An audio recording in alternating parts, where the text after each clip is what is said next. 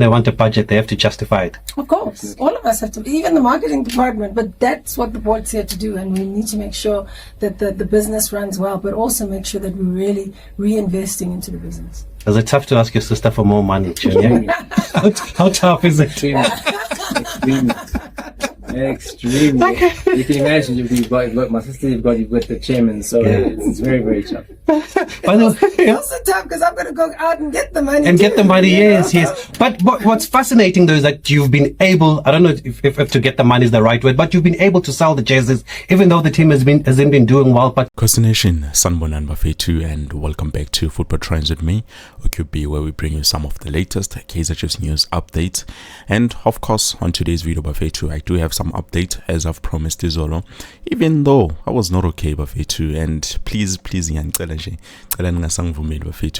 video whenever I'm feeling drowsy like that. But anyways, I'm here to give you updates, Bafetu, because I've promised Izolo, and to everyone who has shown me some great support and shown some love, I should get back better. Thank you, Bafetu. Thank you so much. I've seen you and I appreciate all of you, Bafetu, Bolinda, Wandile, everyone. Obviously, I'm not going to mention everyone because in Baning, some of you, the names are not going to jump, but everyone, Bafetu, Nyabonga Kudu, for the much appreciated support. Now, going back to the video, Bafetu, like I've mentioned before, we're going to talk about Kaizer Motaung Jr. and also Jessica Motaung Jr. Now, I have to give credit to Taviso from Radio 2000 because I like how he was being honest, transparent, and he was not even afraid to ask questions. Not to thinking that they might not give me the answers that I need, but definitely he was making sure he's asking all the right questions.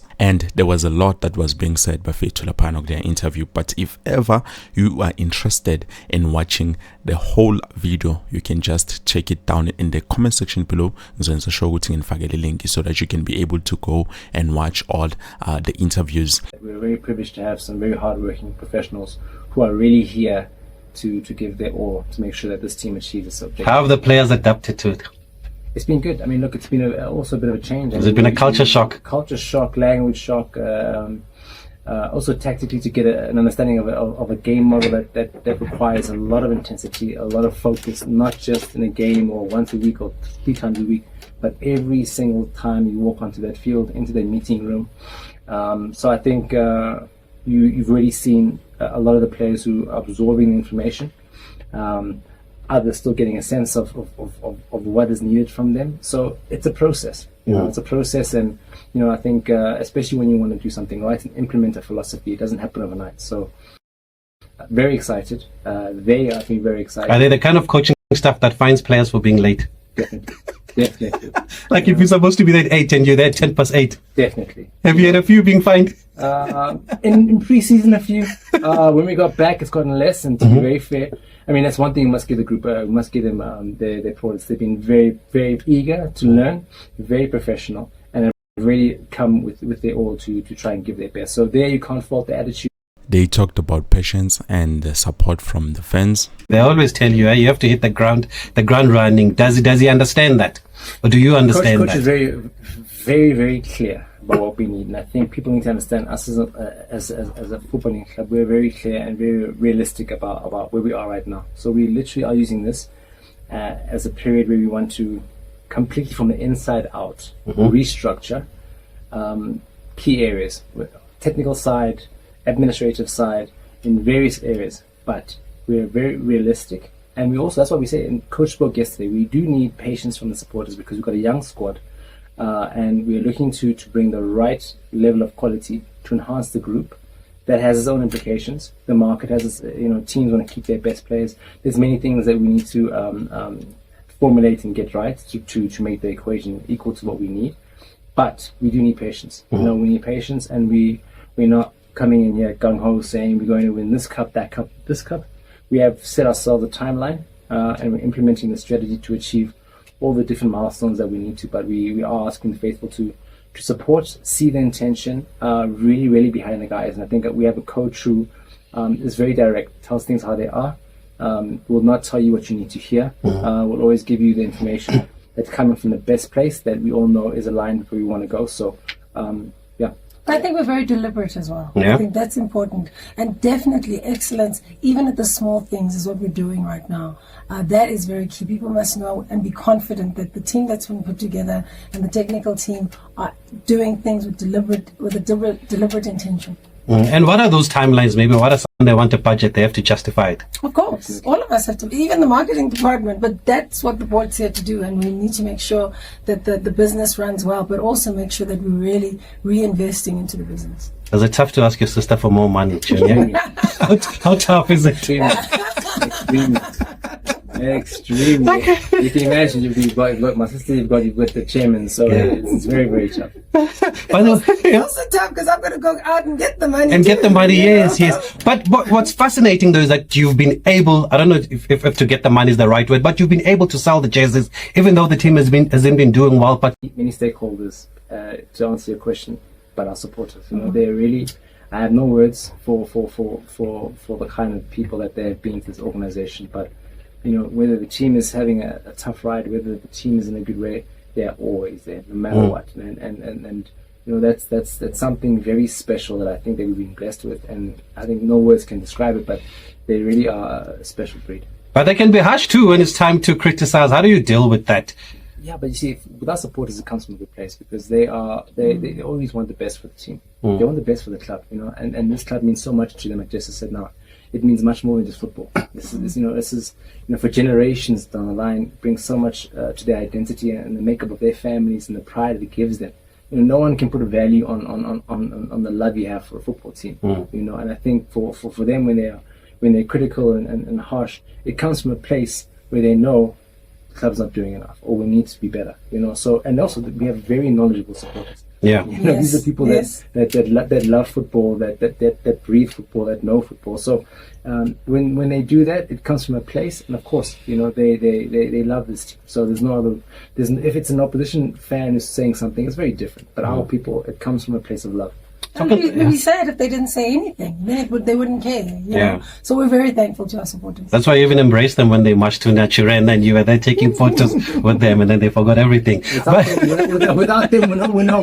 Yeah. But on a serious note, Junior, you mentioned that they're very knowledgeable. How much of their views do you take into account, or their input do you take into account when you have to make these acquisitions, whether it's a coach, whether it's players? Because even before Nabi came, they were all calling for Nabi. People were changing their handles on social media to Nabelem Tuini and Nabella, whatever it was, Nabel Cruz or something like that. No, but you see, the thing is, you know, there were even people calling for other great names. You know, we've got Coach Peter Musumani, we've got other coaches overseas. So I think when you as an organization know where you want to go and understand the goals you want to achieve, that's what you got to focus on. You know, because we know a supporter will love a favorite player this week, and someone might have a different favorite player, you know, and then they might say sign this player. So they have love for the game, they have their own opinions, but at the end of the day, the supporter wants us to win 3 points, wants to win a trophy. So if you're achieving your goals, then you're most likely going to be in line with, you know, what those supporters want. But it's football. In football, if you're in a room and everyone says the same thing, then you're in the wrong room because no one sees the game the same. And that's the beauty of football, you know, and that's what makes it so special. So to answer the question again, it's just literally about us understanding what we need to achieve and doing that. And then I think when you do that, if you're lifting a trophy, if you're having a top goal scorer, they're going to say that's a great player, you know, because we're representing them the best we can. But also we've been entrusted with the responsibility to do the work, and I think they also need to trust us when we do make those decisions. But we do listen to certain things, but we also will not always do everything that supporters want us to do because we know the direction we need to take at times because of other circumstances they may not be aware of. But we love the passion though. Okay. From his character, from his playing, from his attitude, I think that we've got a very, very important person in Jabula. So does the coach tell you the kind of player that he's looking for? I'm not sure how much of Jabula he would have known, and then you tell him that you've got the perfect player or you found the perfect player. Definitely. I mean, the coach is very clear in the attributes that he's looking for. He's very clear in the game model. The game model presentation to the whole club was very clear. And that forms the basis to say, okay, I mean, recruitment needs to be done based on certain key elements, you know, and that's why there have been many other options in that role, but, you know, the coach is very specific in what he needs. You know, so that forms the basis, and of course then you go out to see what does the market hold, who do we have on our radar, and who do we think we would fit that profile. Yeah, and he did say at the launch of the Betway Premiership that he's still looking for a striker, and we believe there was an opportunity to sign a Kaizer Mayo. The agent was actually on the show a couple of weeks ago, Bashir Michaels. Why did that deal not go through, or was the serious interest? How serious was the interest in Mayo? Definitely serious interest. I think I also must credit Bashir for how professional she handled the whole situation, how transparent she was also. And also at the same time, I like to thank Mr. John Comitis, because we had known from a couple of months already about the kind of price tag that was on Mayo's head, if you will. And obviously we'd gone back and assessed and looked at what's viable, does he fit into the squad, and to be very honest, that was one of the names that was on the coach's list when the Turkey camp began. So we've been working in the back end to see how we can make it possible. We had engaged John. John also was very upfront about what they expected. Obviously when Bastia came into the picture, we made our intentions known. And I think we did dismiss it just by, I think it was a couple of hours, because then when we had reverted back and finally be able to understand the way forward to make the deal happen financially, I think the deal in Algeria had just been signed. And you met their asking price? We met the asking price. And you think it was reasonable? I think for a player of Mayo's caliber, the DNA that he holds, I mean, with that surname, I think the profile and how we wanted to set up, I think he's definitely a player that would have made a big impact. And of course, you know, when the value is there, you must return that and pay the right amount. And of course, if you had to ask me, is it the right value? Yeah, you know, that's the market to decide. But we made the price, and we made sure that we wanted to go all out and support the coach, because the coach is very clear about the kind of quality that he wants. And I think it's also nice when you get a player who wants to play for you. Yeah. And he really did want to play for us, you know. But unfortunately, I think also they had a vision to have him play overseas. Yeah, which is also one of the things that the agent did say, and John did say when he was on the show that the first option for them, or the first priority, is for him to move him overseas at this age of his career. We'll wrap up. Director and the marketing director. We're talking about Kaizer Mayo before the break. Velebai is another one that seemed to have attracted interest from Kaizer Chiefs. Can you confirm that interest firstly, and why that deal has not gone through, even though the window is still open? Definitely. I mean, Velebai, if we have our certain categories how we break down our recruits, and he fitted into that young prospect, a young talented high prospect. I think, you know, being at a team like Spurs, it's a breakout season. A player, I think he played about 13 games. A lot of potential. I think it was great to see him in those Kosafa games, because he got a chance to express himself. But again, you know, we did make an official offer to Cape Town Spurs. We had engaged with them. Of course, Spurs, they price their player the way they see fit. It's got to make sense on both ends, and valuations have to be also based on certain things. And a very important point that we want to clear up is that as a club, we have never spoken to the player, never spoken to his parents. I think it's a misconception that was out there, because we've always prided ourselves on being professional and engaging the right way. I subsequently had a call with Alexi after that day to address that. He had apologized and clarified the fact of the miscommunication. But that's something that the club would never do. Definitely interest in the player. Are you saying you're far off in your evaluation of the player, you and Cape Town Spurs? Definitely. I mean, it's for our side, it's got to make business sense, you know. And we see the potential. If you're just buying pure potential, it's a different story, you know. And we definitely would love to have a player who can join us. And the club is always well within their rights to decide against that and to value the players the way they see fit. Does the same go for Basadine? Basadine, a great talent. I mean, you know, we're very transparent. I mean, we've always had very good, positive relations with Stellenbosch.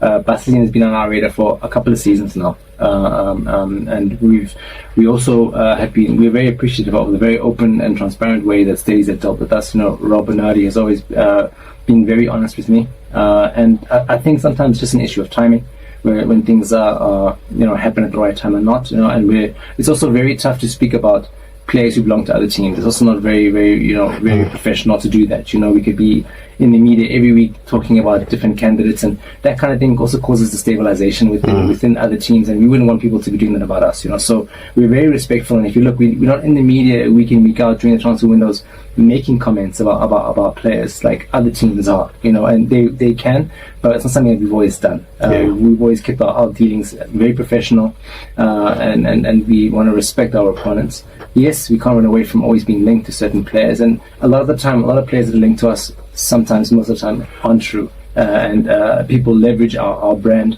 to sell players. Was Elias Mokwana true, though, because he was seriously linked to Kaizer Chiefs? He was true, and we submitted an offer and had extensive negotiations with Mr. Malachila from Skokun United. I met him numerous times, submitted our written offer. What they were asking for? What they were asking for. We even were granted permission to speak to the player for personal terms. The player had even agreed on personal terms. I wouldn't want to entertain or get into the details of the Esperance offer that they were given, but we know what we put on the table, and we know we put on the table exceeded the offer that the Esperance had made at the time. So I believe we acted in good faith, and I want to also thank Khune, because obviously they were able to recruit a player of his quality, nurture the environment for him to be able to show his talent, and they're well within their rights to ship him off to top leagues in Africa. Credit must go to them at the same time. Okay, even though you're saying that you had submitted more than what they took from Esperanza. But finally, Jess, because of time, Itumeleng Khune is the big talking point. You've spoken to us before about the situation. Where is it now? Where is his situation, or what's it looking like? Khune has been a big part of the Kaizer Chiefs family, someone that we value quite seriously, and we are in the process and discussions around the role that he can play. In fact, one of the things I was researching in the UK is the ambassadorial roles that other players play for their clubs after they've retired or moved on. So we're in discussions, and I'm very excited. We have meetings that are set up for us to really look at finalizing and going through certain proposals with each other, but we're very excited to sit with him around the table and really carve out a really exciting way of taking him to the next level within the Chiefs family. So talks will be taking place, and we're making sure that we can keep him within the fold. Is that also from a playing perspective how the technical team sees it, the next level for Itumeleng Khune now, that they don't see him as part of the playing squad? Yeah, I think from that perspective, the player order was already done. And I think also with E2 it's different, because we already had those discussions last year already. We were also very clear as a club from the beginning about the contract that is being put on the table with E2. And that's why, as you can see, as we came into Turkey, Fiancri was one of our important signings, because we really long planned for that transition. E2 is a very valuable member of the family, because you don't achieve what he's done and contributed to this brand in the way that he has, not by mistake. So obviously it's a time where he can serve in other aspects, and look forward to what unfolds. And I think we're looking at him growing in other ways as well. He's done some broadcasting in the past. Oh yes, That's yes, a space I think he's going to play in, and I hope he does. And also looking at other partnerships and collaborations that he can do. He's a great brand. He's got great value. There's so much he can bring to the market, and we want to see that for him. Okay, wonderful. Well, we want to say the best for you also as Kaizer Chiefs. Everybody agrees that we need a... Now, Bafetu, as you can hear, there was a lot that was being talked about here on this interview. Anyways, if ever you want to watch the full interview, link it down in the comment section below, so that you can be able to go and watch the entire thing without the clips and cutters. But definitely I think I picked some of the most important parts, because I know there were a lot of questions that did not have answers from, but now at least we do have the answers in terms of those questions that we were asking ourselves about, the deals that did not go through, the kind of players that Nabi is looking for, and also in Dabaga Itumeleng Khune. So definitely I hope you guys found whatever it is that you were looking for on this video, and you have the update that you needed. But maybe as time goes on, Metro FM or somewhere, any radio station, so that I can be able to interview those people, the questions that I want you guys to know the answers to. But anyways, thank you so much for watching Bafetu. Until the end, ngizonibona later on with something new.